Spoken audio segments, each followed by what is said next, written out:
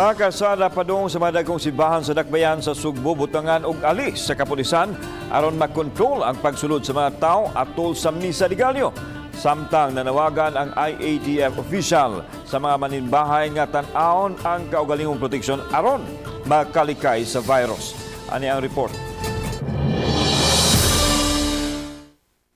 Nabantayan sa ikaduhang adlaw sa pagpahigayon og misa de Gallo ang pagsugwak gihapon sa mga tao sa gawa sa mga simbahan ilabi na sa Basilica del Santo Niño din wala na mapatuman ang social distancing. Nunot nini, butangan og ali sa kapulisan ang mga kasada pasulod sa mga dagkong simbahan.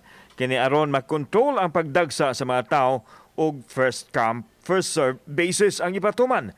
Kung unsa kahapsay ang sasulod sa simbahan, baligtad ang sa gawas, busa mo sagup og sistema ang Cebu City Police Office nga makontrol na nilang daan ang mga tao sa dili pa makasulod sa church vicinity. We recommended na magbutang og barriers sa eskina-eskina na para adto na dito mismo ang control sa mga tao para dili na gid sila mo stay dito sa dalan. Gipasabot ni Police Colonel Josefino Ligan, direktor sa CCPO, nga ang pag-istrikto nila sa patakaran gitumong alang sa pagpanalipod sa katawhan. Giangko nini nga limitado kaayo ang ilang manpower itandi sa gidaganon sa mga manimbahay. We just try to maintain mabaato ang kaso by implementing the minimum health protocols.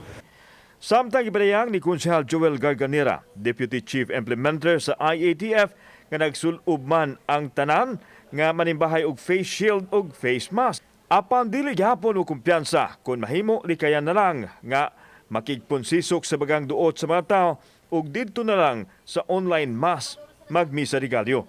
These 9 days, this is a test for us. If we are really ready for the new normal, the way it goes, no? Sa second day nato murag